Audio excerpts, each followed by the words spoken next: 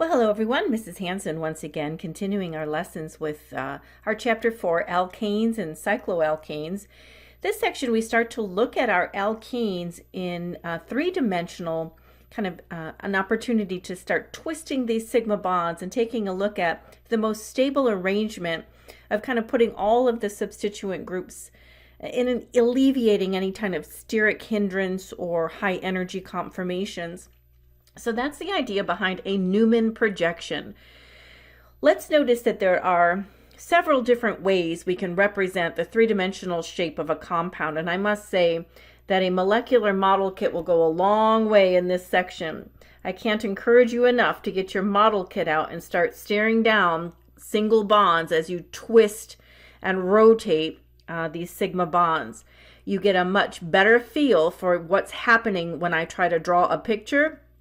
I know that a picture is very valid, but a model kit, way better. So kind of consider building these and staring down these single bonds from one carbon to the next as you practice drawing Newman projections. We know that single bonds rotate, and it results in a multiple, an incredible wide variety of shapes called conformations. When I think of conformations, think of all the possible three-dimensional shapes based on simply rotating a carbon-to-carbon single bond. One way that we've been practicing representing three-dimensional shapes on a flat piece of paper is a wedge and a dash. I know that if I see a wedge, I know that it's coming out of the paper, and I know if I see a dash, it's going behind the paper. And if it's in the same plane as the paper, you see a solid line, a dash-wedge system, which is great. A sawhorse will take the two carbons, and it's called a sawhorse simply because you see two legs coming down on each one of those carbons. You see a head and then the tail. So it has more of a sawhorse, kind of just think of it like this, and that tail and head coming out like that.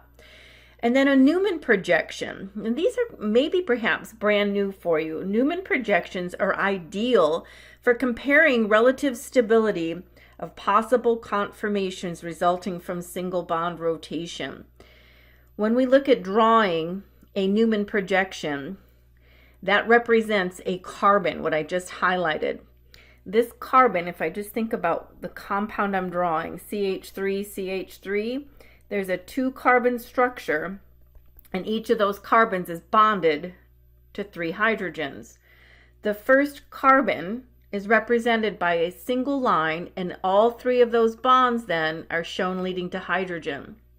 What you then have to envision is going from carbon 1 back to carbon 2. This open-ended circle is behind carbon 1. Remember that if you're looking from carbon 1 to carbon 2 and your eye is looking right here, kind of think of that as your viewpoint. Well, that's a backward eye, Linda.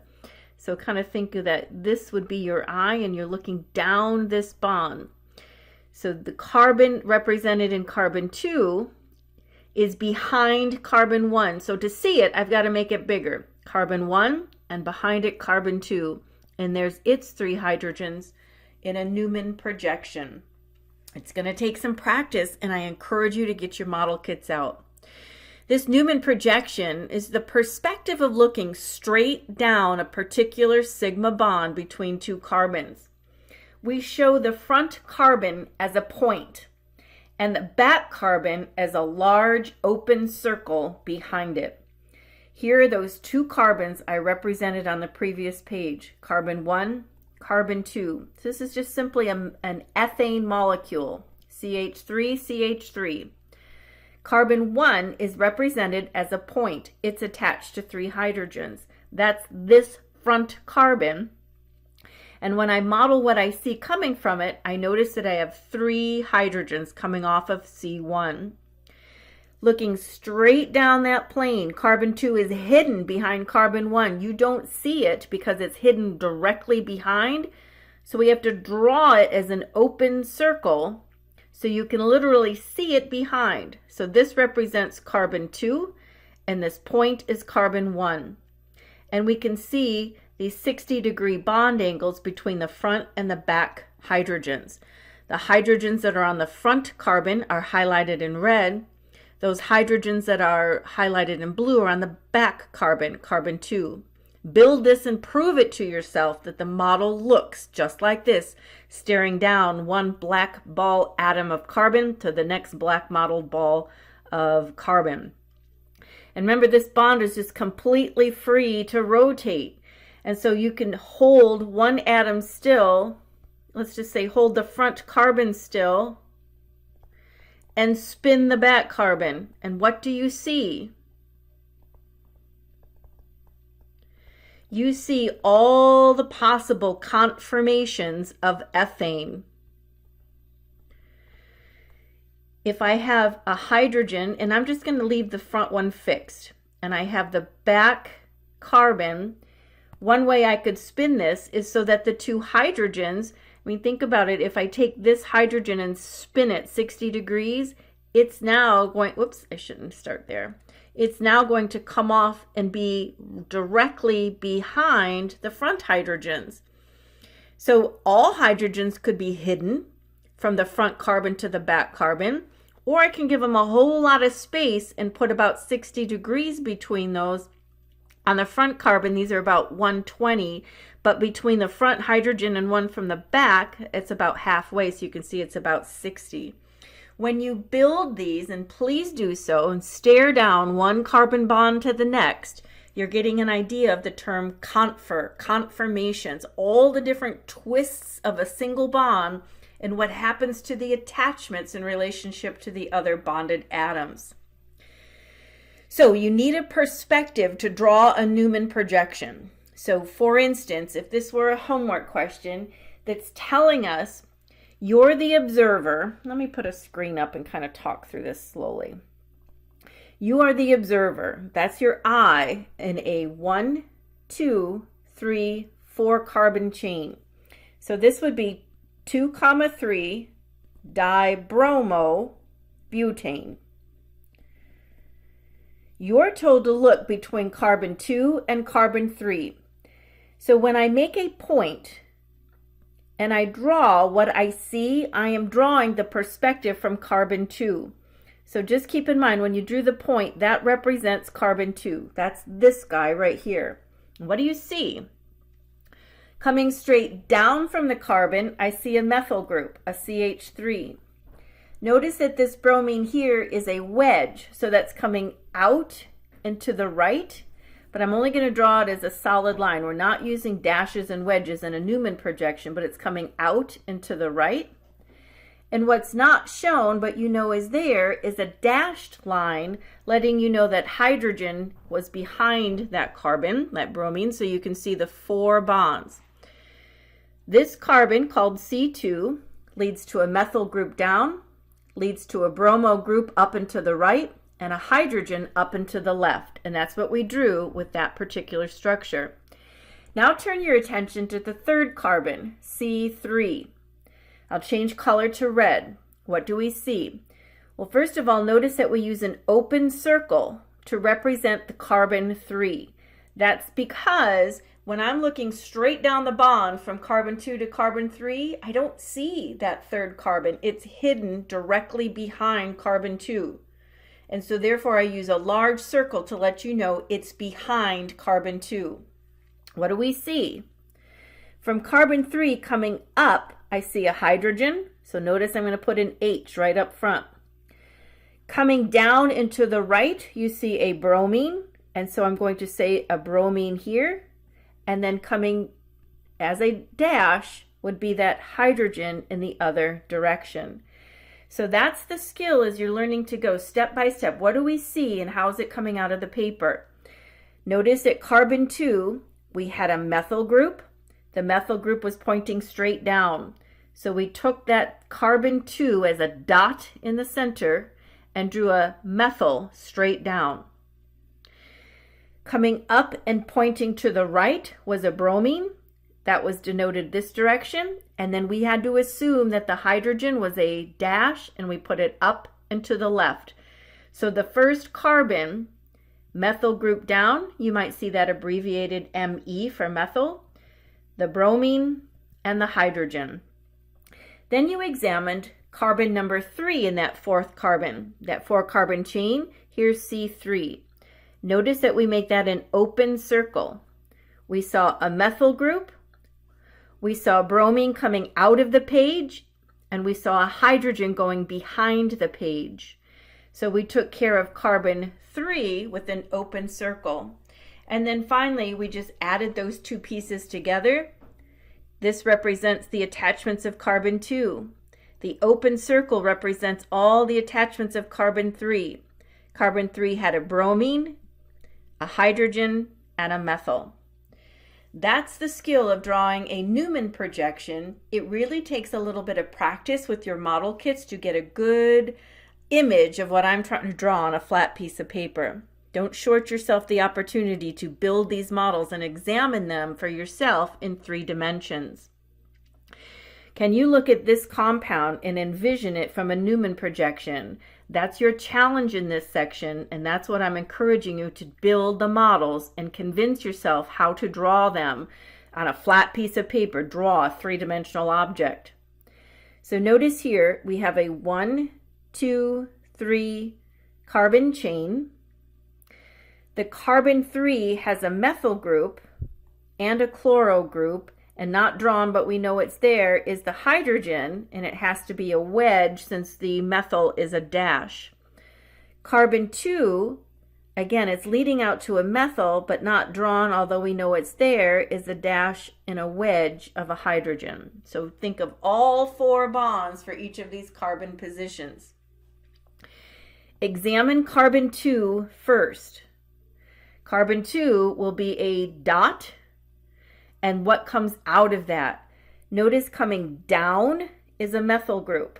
I'm going to abbreviate the methyl as Me or CH3, same thing. Coming out in terms of the top are both hydrogens. So to the left and right, we have hydrogens. Notice the hydrogen that here would be a wedge is coming out to the right, and the dash is coming kind of behind the paint to the left. Now, in the second, let's consider, that was C2. Let's consider C3, and I'm only numbering them because I started here. I'm examining at carbon 2. So I use an open circle to represent carbon 3. What do we see? I see a chlorine coming up, so I'm going to represent that as Cl coming up. The methyl group is going to the left and behind the page, meaning that the hydrogen is going to the right out of the page. When we overlap those two pieces together, we get a Newman projection. Start with the front. Whoops. Carbon 2 had a hydrogen coming up and a methyl group going down, and we had a chlorine, methyl, hydrogen. So that's the skill that we're working as we draw a Newman projection. And keep in mind, these carbons are just free to rotate. I'll encourage you to think about holding carbon 2 fixed. So hold C2 in a fixed position and rotate carbon 3. When you rotate that in space, rotate it every 60 degrees. So rotate 60 degrees, chlorine will in the next spin, which is called a conformation. Every time I move the sigma bond, I'm creating a new conformer for that structure. When I rotate that 60 degrees, the chlorine disappears behind the hydrogen. Same thing here. When I rotate this again, the chlorine comes out, but now it's next to the methyl. And each time you're drawing this in a, kind of a loop, 60-degree turns, one gets hidden, then it comes back out. It gets hidden, comes back out. Rotate that and examine all the different conformations of this particular compound. So here's a sample homework question. It will say, draw the Newman projection, and it gives you the perspective of where to look. So here is carbon 1, 2, 3, 4. This will be a 4-carbon chain. I want you to stare down between carbon 2 and carbon 3. Make that your straight line. Carbon 2 is a dot on the page. I notice a methyl group coming up and to the right, and it has another methyl group coming to the left and straight down as well. So there are 1, 2, 3 methyl groups on carbon 2. Carbon 3 is an open circle. That's this guy, and what do we see? Well, coming up, I see a methyl group. Coming down in both directions are hydrogens. One will be a dash, one will be a wedge, but since they're the same, I'll just be able to place a hydrogen in each. That's the Newman projection for that particular model. What is that? 1, 2, 3, 4. So it's 2, 2 dimethyl butane. Now, build that molecule and spin it in space. Hold the front carbon still.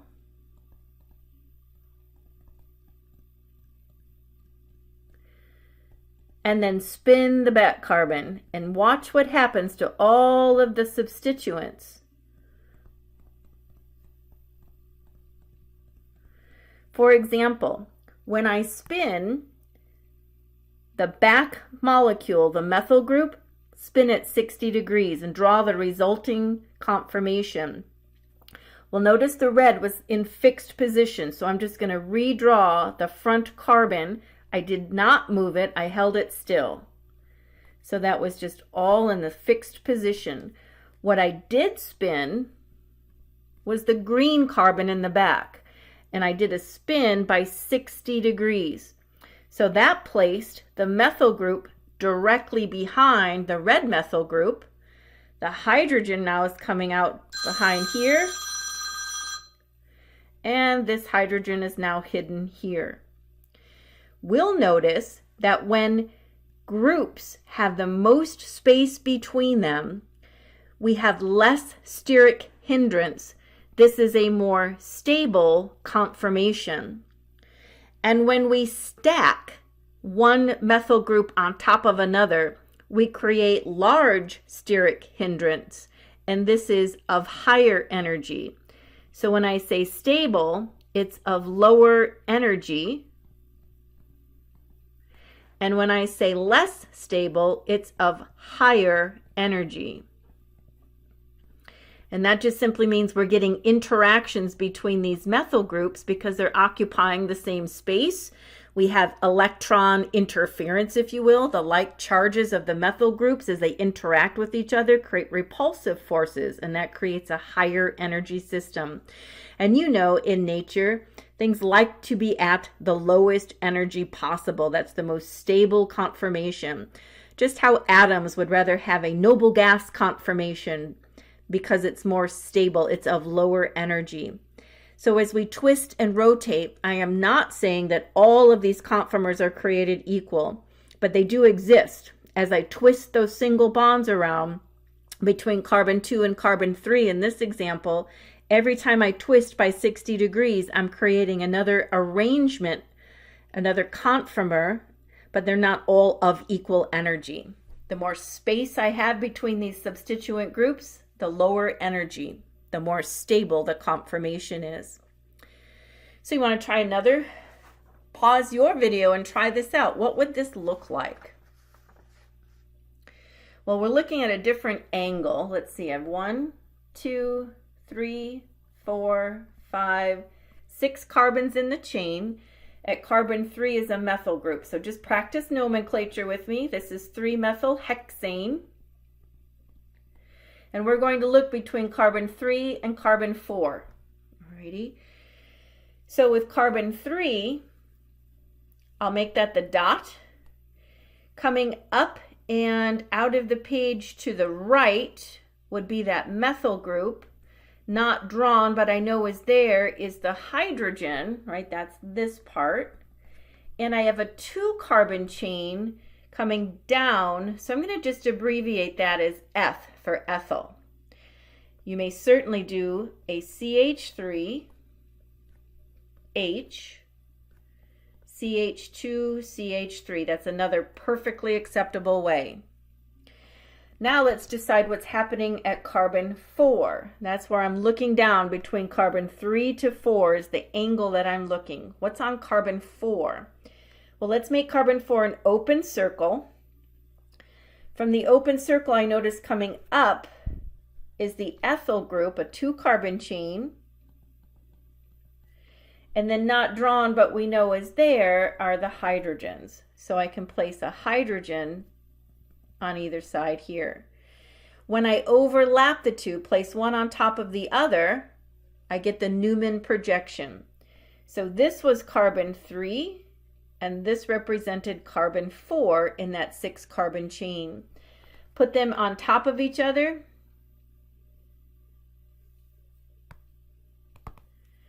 I would have a methyl leading to a hydrogen, leading to an ethyl, and then in an open circle, the ethyl, the hydrogen, and the hydrogen. There's the Newman projection for 3-methylhexane looking from carbon 3 to carbon 4. Now again, if you hold the front carbon the same and begin to rotate the back carbon by 60 degrees, you begin to find all the different conformations. So for example, let me just hold the front carbon still. So I just redraw that as I see it on the page. But I rotate this group 60 degrees. So on the back carbon, the ethyl now gets hidden behind the methyl. The hydrogen is hidden behind that ethyl, and this hydrogen is stacked on that hydrogen. So we begin to see interactions. This is of high energy. It doesn't like to be stacked on top of each other. As a matter of fact, I can see what would be really nice about this is the ethyls, the largest functional groups, the substituent branch that is the largest, is 180 degrees apart from each other. That's a lot of room for them. This would be the most stable arrangement because it gives the most space to the largest functional groups hanging off there. When we think about analyzing all of these different conformations, I've highlighted what you're really trying to do is to make sure that the interactions between the substituents on the 2 carbons you're examining are given the most space possible.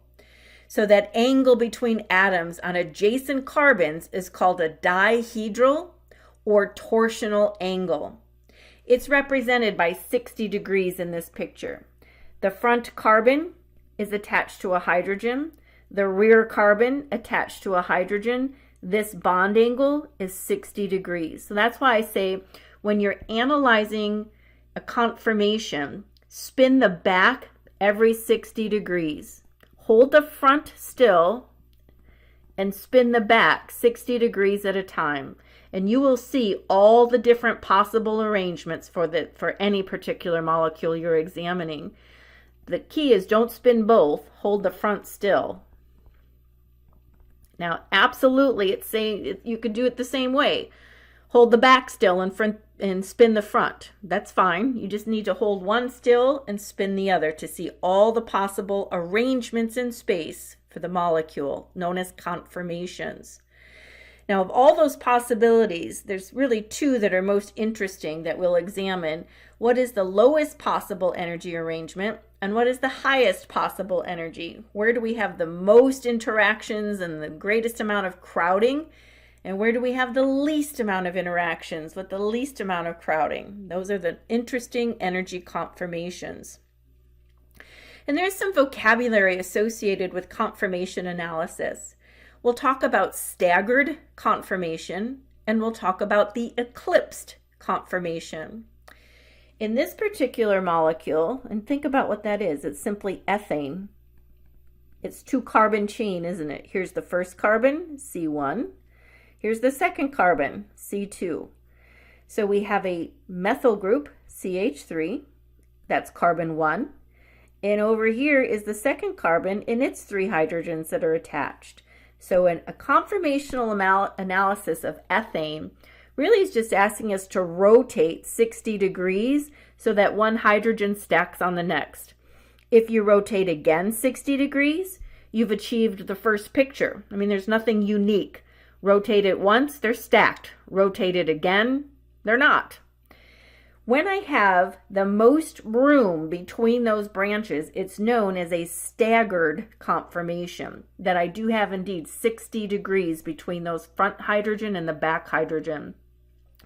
When there's 0 degree bond angle between the hydrogens from the front and back carbons, it's known as an eclipsed conformation, and it is indeed the highest energy. That difference in energy between these conformations is due to hydrogen-hydrogen interactions called torsional strain. Really just two like atoms trying to occupy the same space creates higher energy due to the like charges of electrons repelling each other. So here's the difference in energy, and this particular HH interaction is about 12 kilojoules per mole. So what that means, kind of think of an energy diagram where potential energy is placed on the y-axis. So energy is increasing as we climb up the y-axis. And then notice what we're just representing are all the different conformations of ethane, all the different possible spatial arrangements of two carbons connected together, right? CH3, CH3. And this is the bond that I'm twisting between the two carbons. Carbon number 1 is attached to 3 hydrogens. Carbon number 2 is attached to 3 hydrogens. When the 2 hydrogens are given the space of 60 degrees, you're looking at the most stable conformation. And when I spin them 60 degrees and they have 0 degree bond angle, and remember I can't draw 0 degrees, I have to show you a hydrogen is there, and in your mind you're saying they're stacked on top of each other, that if I were looking at the red hydrogen, hidden directly behind it would be the black hydrogen. I don't see it, it's right behind it, a 0 degree separation. That's what's known as the eclipsed conformation. Every time I spin 60 degrees and go back between a, what we call staggered, spin again 60 degrees, we get eclipsed. Spin again 60 degrees, you're back to a staggered. These are all equivalent structures since we're only examining hydrogens. So the only type of interaction we're looking at is a hydrogen to hydrogen interaction. The difference in energy of the eclipsed to the staggered represents 12 kilojoules per mole, which is a significant amount of energy. So obviously things like to be at lowest energy possible. On this energy diagram, the staggered positions are favored. If it's possible to alleviate that 12 kJ per mole to a more stable conformation by twisting in space, it certainly will. So with that difference, I mean, it seems like such a small number, 12 kJs per mole, but it's really significant. Each time we have an H to H interaction, you're adding 4 kilojoules per mole of energy requirement to just stabilize the repulsive theory, those electrons that are at war with one another. So the total cost is 12 kJs per mole because each interaction requires 4 kJs. So at room temperature, 99% of these molecules are going to be in staggered conformation. That's the preferred conformation because it's of lower energy. This is a molecule a little more interesting. It's propane. So instead of just 2 carbons, we now have 3 carbons to consider. If we examine between carbon 1 and carbon 2 is going to have a methyl group on it. Or if I numbered the opposite way, one of the 2 carbons has a methyl.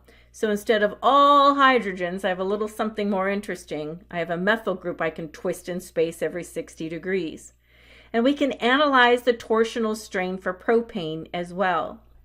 Notice carbon 1, if I just draw carbon 1, it's bonded to 3 hydrogens. So I can just represent that with 3 hydrogens. At the second carbon, I'll draw as an open circle, has a methyl group and 2 more hydrogens. So all I'm really doing is asking us to spin 60 degrees each time. So here the methyl group is pointing up. Spin it 60 degrees and you have what we call the eclipsed position. Stagger it again, 60 degrees, you're back to the original position. Again, these are all equivalent structures. There's just no other interactions other than a methyl and a hydrogen. So here the interaction is between methyl and hydrogen. Here the interaction is between hydrogen to hydrogen. Here the interaction again is H to H. Whereas the previous slide on our ethane, the only interactions, no matter where I looked, all the interactions were just H interactions. They were equivalent interactions. But with my propane, I have something unique only because I now introduce a methyl group. Here is a methyl hydrogen interaction, a methyl hydrogen interaction. And so it's just a little bit different energy than the two HH interactions. And that's why you see it a little bit higher instead of being 12 like the ethane was. Notice that this was 12 kJs per mole. The interaction for propane, is 14 kJs per mole, simply because the methyl to hydrogen interaction is even less stable. Because the methyl group is bigger, so it's going to need more room. And when I put those eclipse positions in there, it creates high strain in that molecule. Let's predict the energy barrier to rotation looking down any one of the carbon-to-carbon single bonds for the following molecules. So we're really looking at an energy analysis.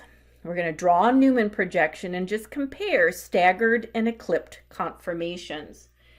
So let's take a look at the first molecule. I see the root word propane, so there's my 3 carbon. And on carbon 2, I have methyl groups. So there's 2,2-dimethylpropane. Let's examine a Newman projection staring down from carbon 1 to carbon 2. Let me make carbon 1 in blue. Carbon 1 is attached to 3 hydrogens. So I'll say carbon 1 will be a dot. And I'll just say looking up in all directions will be 3 hydrogens. All right, there's carbon 1. Let's switch to green for carbon 2. So carbon 2 is going to be represented with an open circle. And what do I see in all directions? Well, I see methyl groups. So I would have a methyl. Here's a methyl. And there's a methyl. Now I just drew the most stable conformation because I gave all the methyl groups 60 degrees to be away from the hydrogens, right? So that's the most stable conformation. But we're asking about interactions. So think about spinning this 60 degrees. The H moves to the methyl group. This H moves behind the methyl group. This H moves behind the methyl group. And you end up, now remember I left the front right where it was and I only spin the back. And this time when I spin the back 60 degrees, every one of the methyl groups landed behind the hydrogen, right? So that's what the interactions are going to cost this molecule. We have an interaction of an HCH3. Remember that we assigned 4 kJs to each pair of eclipsing hydrogens and 6 kJs to eclipsing hydrogen with methyl. Well, each of these is an eclipsing hydrogen to methyl. They're all identical interactions. So what is the cost of energy to this molecule? Well, there's 6 kJs for each of these 3 interactions. So the total cost to this molecule to be in the eclipsed position would be 18 kJs per mole.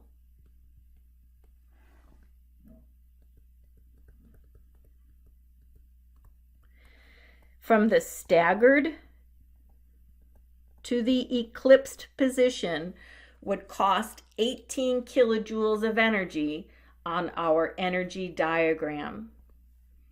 Let's try another. Let's examine 2-methylpropane. So instead of being di-substituted, we just have one methyl group on carbon 2. I'll make the front carbon blue here. I'm just going to say each carbon is leading to a hydrogen. So there's the first carbon.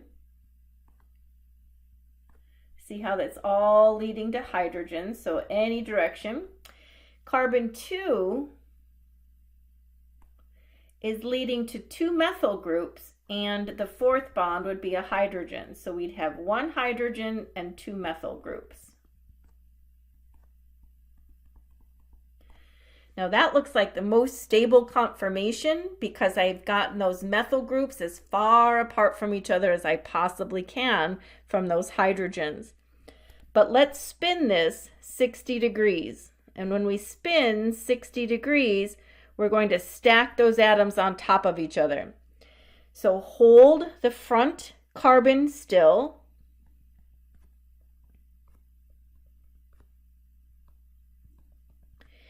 And on the back carbon, let's spin all of those groups by 60 degrees. So this hydrogen,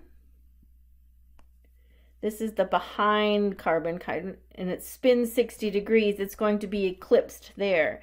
This methyl group will go here. This methyl group will go there. So we have coming off here now, we have a methyl. That's this guy. And then 2 more hydrogens.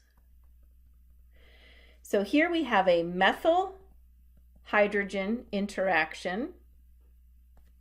And what did we say those cost? A methyl hydrogen was 6 kJs.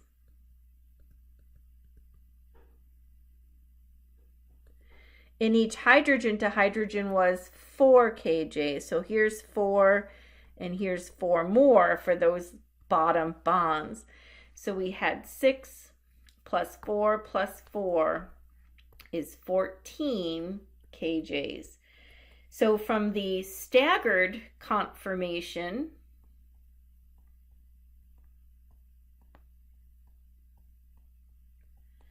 to the eclipsed conformation, it will cost this molecule 14 kilojoules of energy. 6 for the methyl hydrogen interaction and 4 apiece for the 2 hydrogen-hydrogen interactions. As we build molecules a little bit longer, we've done ethane, a 2-carbon. We did propane, 3-carbon. We can begin to look at butane, the 4-carbon chain. So now all of a sudden, when we start examining a 4-carbon chain, between carbon 2 and carbon 3, each one of those carbons will have a methyl group that can interact with one another. So carbon 2 has 2 hydrogens and a methyl. Carbon 3, 2 hydrogens and a methyl, and how are all the possible conformations of spinning that single bond? So this is the one we're going to spin and see how all those interactions occur. So when I look at the Newman projection for a butane, the first carbon of butane, which would be C2 that you're examining, has a methyl group attached to 2 hydrogens. And the back carbon, which would be carbon 3, also has a methyl group attached to 2 hydrogens. There's the 4-carbon chain. Now, do you see what we did instinctively? We made the methyl groups as far apart as we possibly could to find the most stable conformation. Look here, it is of the lowest energy on our energy diagram when the methyl groups are 180 degrees away from each other because they have the most room to move around, right? They have their electron clouds, they have plenty of space. There's no torsional strain, there's no steric hindrance. That's the most stable conformation. But as I spin this now in 60 degrees, the methyl group, I can spin the front or the back because really these are the exact same carbons. If I spin in 60 degrees, you start to see methyl to hydrogen interactions or a hydrogen to hydrogen interaction. And so remember that even though I can't draw right behind each other, I have a methyl to hydrogen interaction here, a second methyl to hydrogen interaction, and a hydrogen to hydrogen interaction. Doing that math would give us 16 kJs per mole. What would be the most, let's say the least stable or the highest energy is stacking the two methyl groups on top of each other. What if I spun this methyl group all the way down to be behind the back methyl group? And that's what you're seeing here. Notice that's of highest energy. We have a methyl to methyl interaction and two hydrogens to hydrogen interactions. Whereas a methyl to hydrogen, and HH were the interactions here. These two are equivalent. This is of highest energy. Stacking those methyl groups creates the least stable conformation. Giving us the greatest bond angle between the methyl groups gives us the most stable conformation. And I can actually see in terms of unique positions, here is 1, 2, 3, and then looking at all the different ways to shape. And so this would be lowest. This would be kind of in the middle, although it's kind of up high, and this would be the highest. But since these positions are the same, these positions are the same, these two positions, they're the same. So I only have 3 unique conformations here. Those 3 unique conformations have specialized vocabulary that you need to know.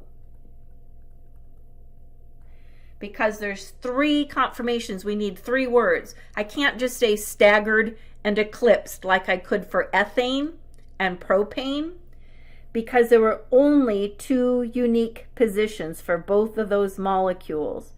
Because they only had 2 unique conformers of high and low energy, we called them staggered and eclipsed.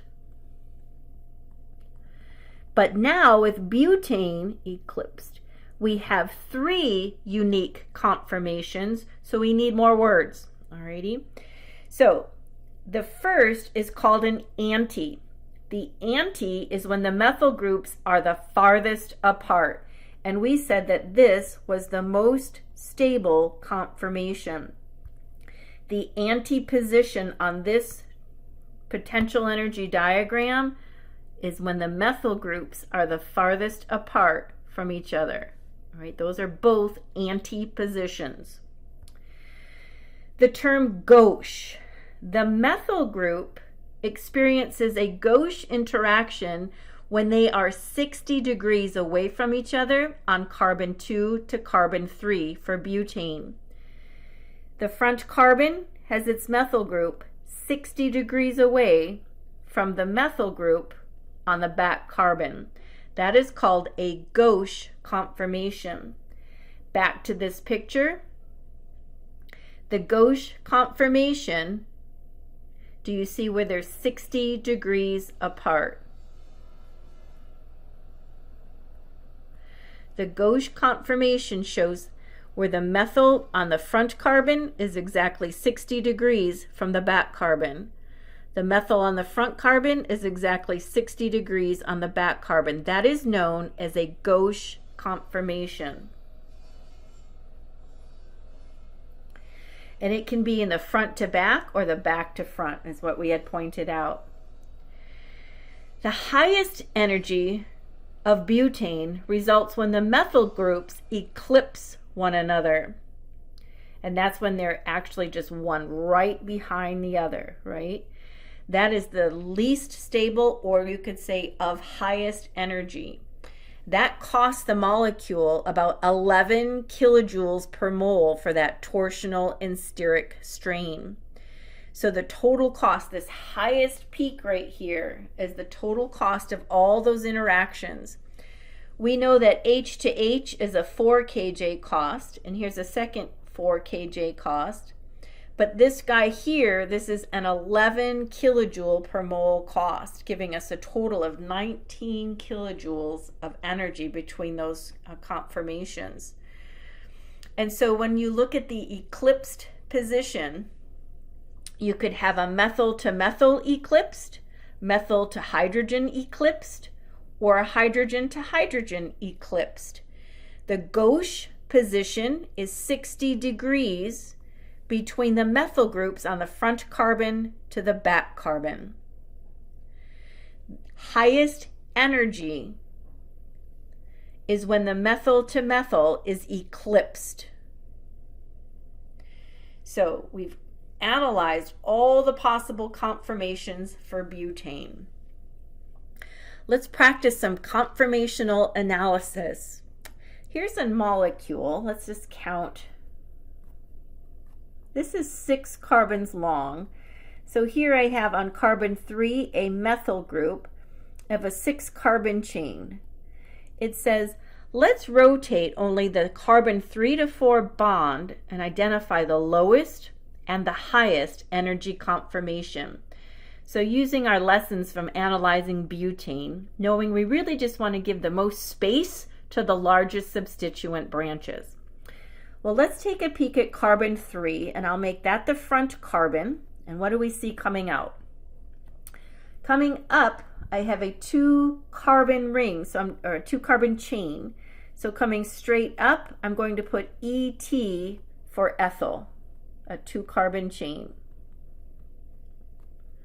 So you could write CH2CH3, but I'm just going to write ET, it's fewer letters. What else do we see coming off of carbon 3? Coming out of the page, so coming to the right of my eyeball, because my eyeball is looking right up here from carbon 2 to carbon 3. This is my eyeball. So I see carbon 3 has a methyl group coming out and to the right, and it would have a hydrogen, not drawn, but we know is there, as the dash from that particular carbon. So when you see me write ME, you know that that is methyl. It's just easier to write and keep track as you spin things. There's carbon 3. Let's put carbon 4 behind it. And what do we see? Carbon 4 coming straight down is a 2 carbon chain. So I see an ethyl group. And then not drawn, but we know are there, are hydrogens. So I'll have the hydrogen coming out in these directions. Now, the way I drew it instinctively from the bond line, which is also the most stable conformation, notice that we have 180 degrees between the ethyl groups. That would be the lowest energy conformation. Right? The largest branches, those 2 carbon chains, are given the biggest space by not being near each other. If I wanted the highest interaction, let's keep the front, let's go back to blue. We'll keep the front carbon still, and I will spin the back carbon. And I'm going to spin it in a way so that the ethyl groups stack. So instead of coming straight down, the ethyl group is going to be directly behind the ET group of the front carbon. And when I turned it, those 2 hydrogens then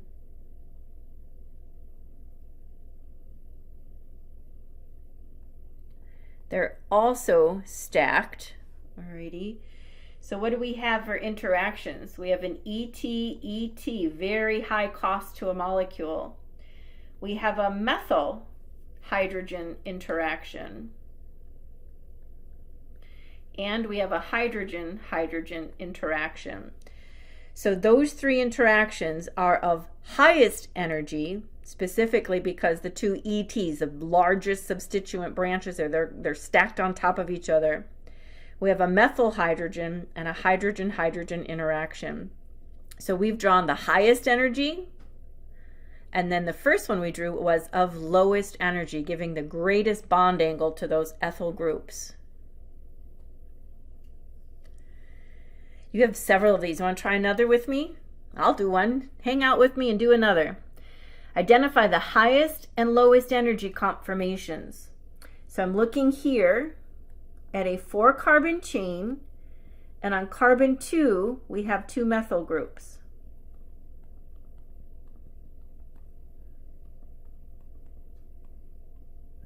Draw the highest and lowest energy. Well, let's examine carbon 2. We're going to be looking down the bond of carbon 2 to 3. Carbon 2, as I look straight down, is a methyl group. Looking up and to the right is a methyl group. And looking up and to the left is a methyl group. Carbon 2 is attached to 3 methyl groups. How about carbon 3? Let's make carbon 3 red. As I look up, I see a methyl. And then I don't see them, but I know they're there. The 3rd and 4th bond are hydrogens. So, is this the most stable conformation? Well, I have 60 degrees between the methyl groups in all directions. I don't think I can satisfy that if I start twisting, because notice these are all the same. They're all the same group. So as I twist 60 degrees, I keep creating the same structure for every second twist, right? Every 120, I've created the same molecule. So this is the lowest energy possible. And what would be the highest energy possible? Let's keep the front carbon the same.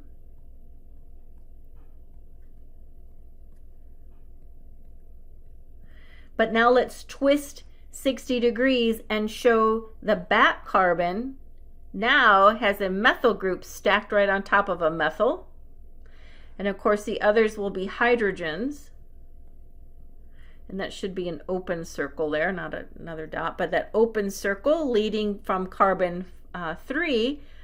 And now we have a methyl-methyl interaction, high energy, and we have 2 methyl hydrogen interactions.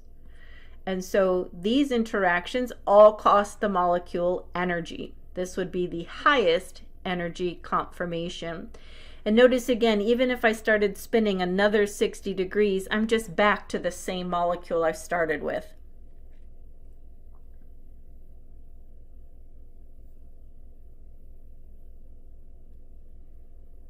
If we look at this compound, again, just another homework practice. I'll do as many as I have in my paper. Hang with me if you'd like more practice. Here I have a 3-methyl hexane. And we're being asked to look between carbon 3 and carbon 4. That's different. I thought it sounded familiar.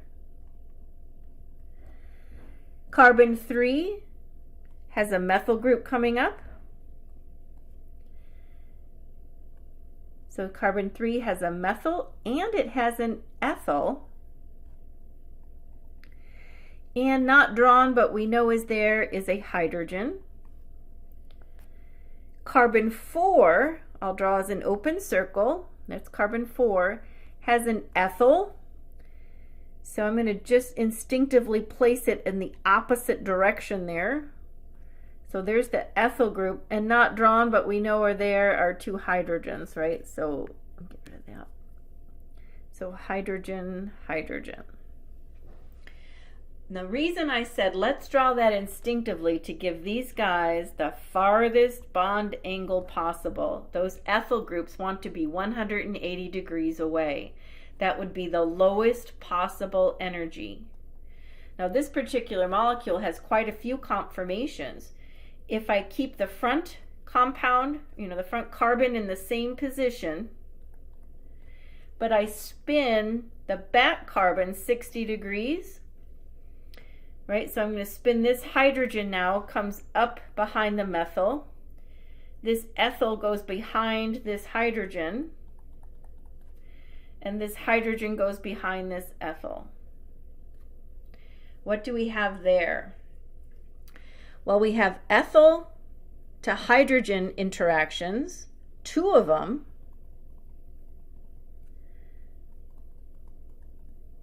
And a hydrogen to methyl interaction. Do you see anything even of higher energy?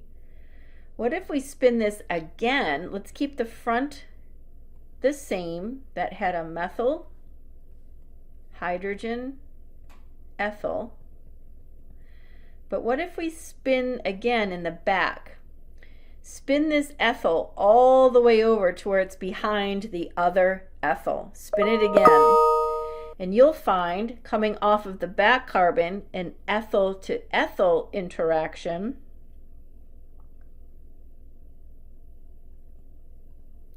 Which is of highest energy. So this interaction where the two ethyls are stacked on top of each other, plus the hydrogen methyl interaction, plus the hydrogen to hydrogen interaction, creates the highest energy conformation. This is of higher energy than this, but we spin it to get the interactions of ethyl to ethyl, and that will dominate on that potential energy chart. So that was good work for conformations. We're going to come back to the next lesson and talk about cycloalkanes, things about stabilizing rings, and then really kind of ring strain and equatorial and axial bonds and all kinds of good stuff. So come on back for cycloalkanes in just a moment.